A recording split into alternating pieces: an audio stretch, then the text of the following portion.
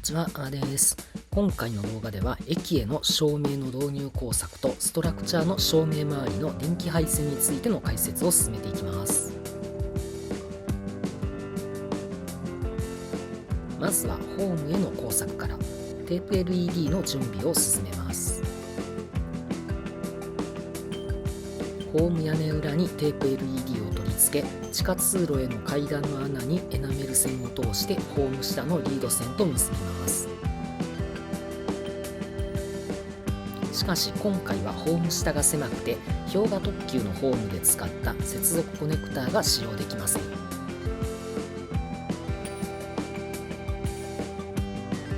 そこで直径 2mm の銅管と直径 2mm の銅の丸棒でジョイント部分を作成します。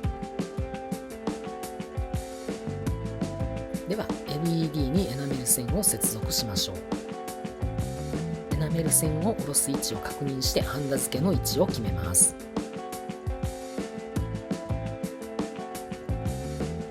エナメル線は絶縁素材の膜で覆われているため、ハンダ付けの箇所の膜を紙やすりで削り落とします。LED 側に予備ハンダを持っておき、エナメル線をハンダ付けします。次にジョイナーと通電を兼ねてもらう銅管丸棒に銅線をハンダ付けします。接続コネクターを使用した時のようにホームには固着しないので、今回はかなりアバウトな作業で進めます。この銅線がホーム下でリード線の役割を果たします。素手で持ってハンダ付けしていますが、ハンダごての熱が伝わってくるのでピンセットなどの使用をおすすめします。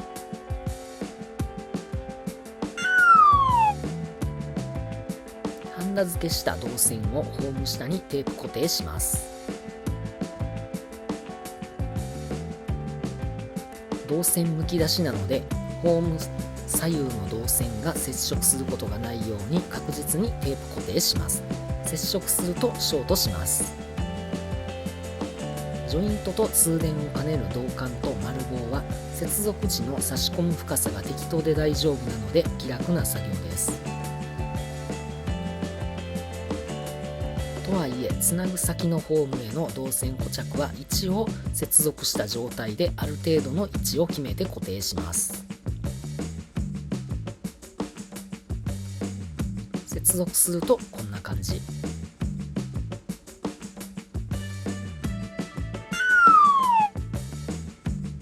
レイアウトに設置して点灯テスト。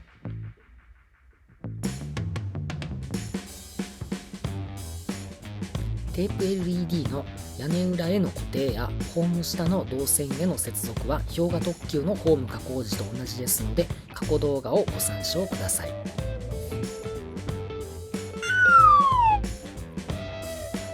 建物の照明への給電にはトミックスのパワーユニットを使用しています。ここからは配線の解説です。パワーユニットにフィーダー線をつなぎます。線の途中で切断してフィーダーを外し、パワーユニットとのコネクターのみ使用。フィーダーを切り離したフィーダー線の先端にブリッジダイオードをハンダ付けしておきます。ブリッジダイオードにはプラスマイナスの刻印がありますが、刻印のない側をパワーユニット側にします。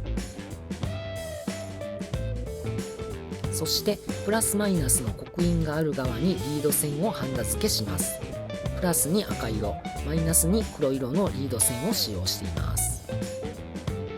ブリッジダイオードの先のプラスマイナスを分けたリード線を分配器の赤と黒も合わせて接続します。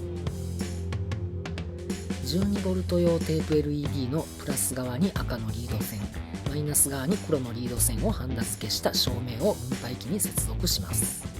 これでパワーユニットの電圧を上げれば照明が点灯します。では最初にハンダ付けしたブリッジダイオードの役割について触れていきます。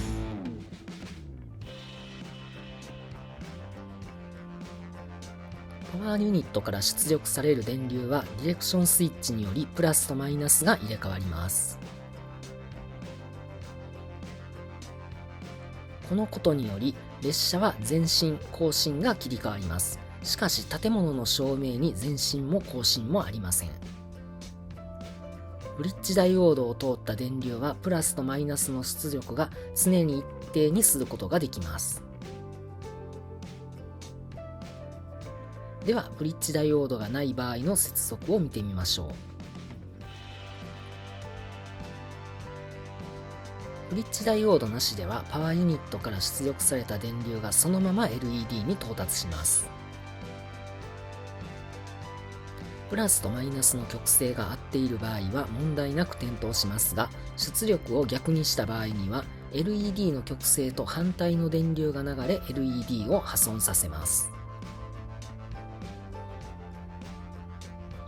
パワーユニットの出力方向を LED の極性に合わせて固定していれば必要はないですが、事故防止にダイオードを使用しています。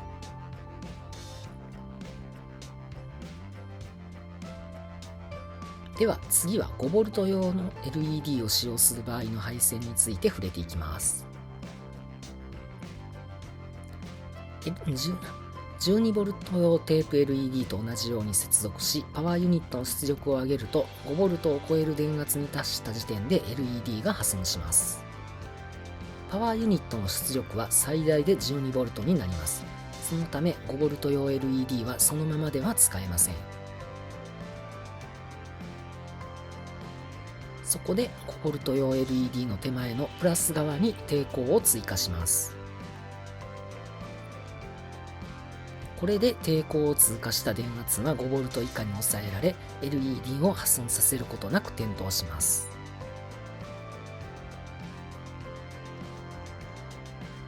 追加する抵抗はパワーユニットからの最大の電圧 12V と点灯させたい LED の順方向電流と LED チップ数から求めることができます。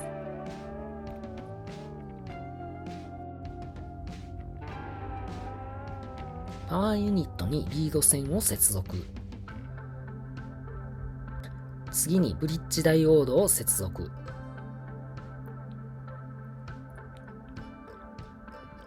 分配器につなぎ、各照明も分配器につないで接続完了。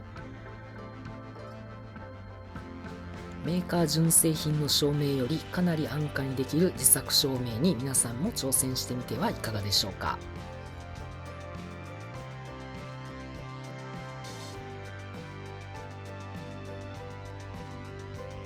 模型に関する動画を投稿していますので、ぜひチャンネル登録をよろしくお願いいたします。ご視聴ありがとうございました。